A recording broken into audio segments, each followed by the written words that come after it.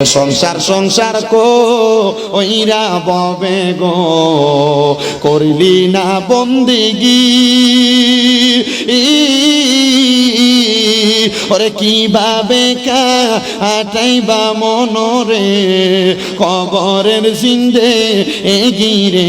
হাইরে ওরে জীবন গুনায় গুনায় গেল রে বলেন ওরে জীবন গুনায় গুনায় গেল রে হাইরে সংসারের মা আয় আয় পইরা গো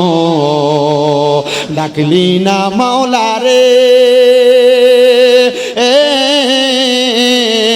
হিসাব কিন্তু দিতে হবে গো ওই পারে হাস ওরে গো হাইরে ওরে জীবন গুনায় গুনায় গেল রে হাইরে বাড়ির পাশে পুকুর পারে গো বাঁধবি সুখের ঘর পাইও নাই তোর বা আন্দব নাই রে কে লইবে খবর রে হাইরে ওরে জীবন গুনায় গুনায় গেল রে কন্যা ওরে জীবন গুনায় গুনায় গেল রে হাইরে পড়বি পড়বি ওলের যুবক নামাজটা পড়নি না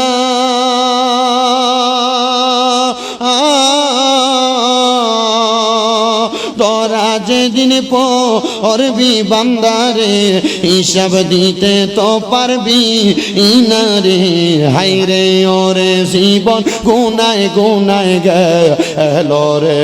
কন্যা সংসার সংসার কইরা ববে গো করলি না বন্দেগি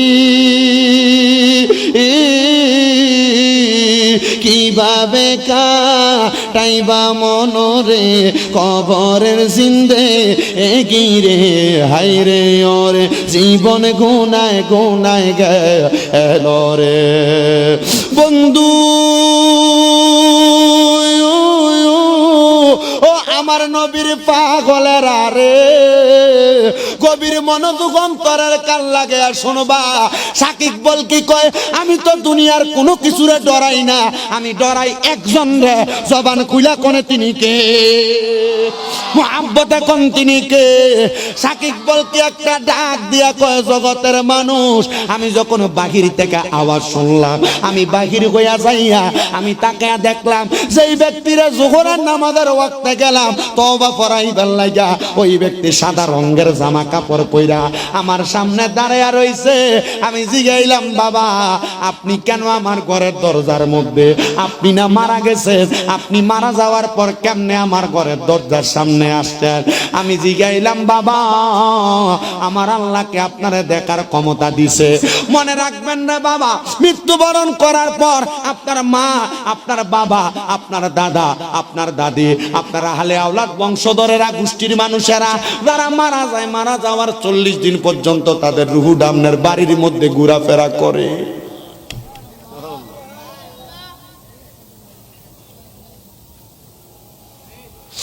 ঘোরাফেরা করে 40 দিন উনি কয় বাবা আপনি কেন আমার ঘরের দরজার সামনে আসছেন গো উনি ডাক দিয়া কয় হুজুর আমার আল্লাহ তাআলা আমার মরার পরে আমারে ভালো একটা জায়গা দান করছে কিন্তু ওই জায়গার মধ্যে আমার আল্লাহ তাআলা আমারে দেয় না বলে কারণ কি গো কারণ কি বলে কারণ হইল আমার আব্বা আম্মা কারণ হইল আমার সন্তান বলে কি কারণ উনি ডাক দিয়ে কয় কারণ হইল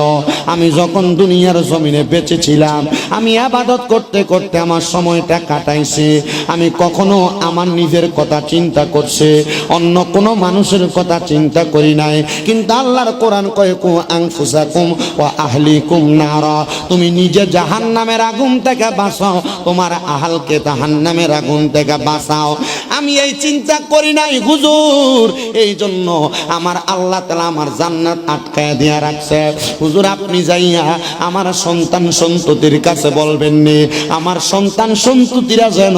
আমি যেমন ভাবে ইবাদত করছি তারাও যেন এমন ভাবে ইবাদত করে। আল্লাহর ওলি সাকিব বল কি কয়, হুজুর আপনি আমারে বলছেন আর আপনার কথা বলবো না, এটা তো হইতে পারে না। সাকিব বল কি বলে, এই কথাটা শুই না আমি সাথে সাথে গেলাম ওই ব্যক্তির সন্তানের কাছে, যে ডাক দিয়ে কইলাম বাবারে তোমার আব্বাজান তোমারে কেমন সম্পদ দিছে? বলে অনেক সম্পদ। তোমার আব্বাজান তোমারে কত ভালোবাসতো? বলে অনেক ভালোবাসতো। তোমার আব্বাজান তোমারে দুনিয়াতে কেমন রাইখা গেছে? বলে অনেক ভালো। ডাক দিয়া কয় বাবা ওই আব্বারে তুমি কত ভালোবাসো? বলে হুজুর আমি আমার আব্বারে বড় ভালোবাসি। উনি ডাক দিয়া কয় বাবা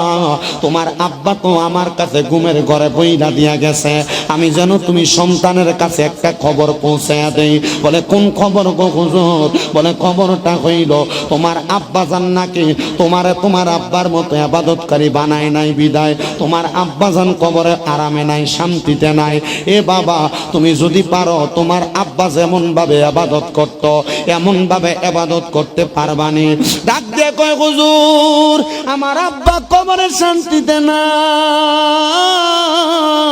আর আমার আব্বা আপনার কাছে কবর পাঠাইছে।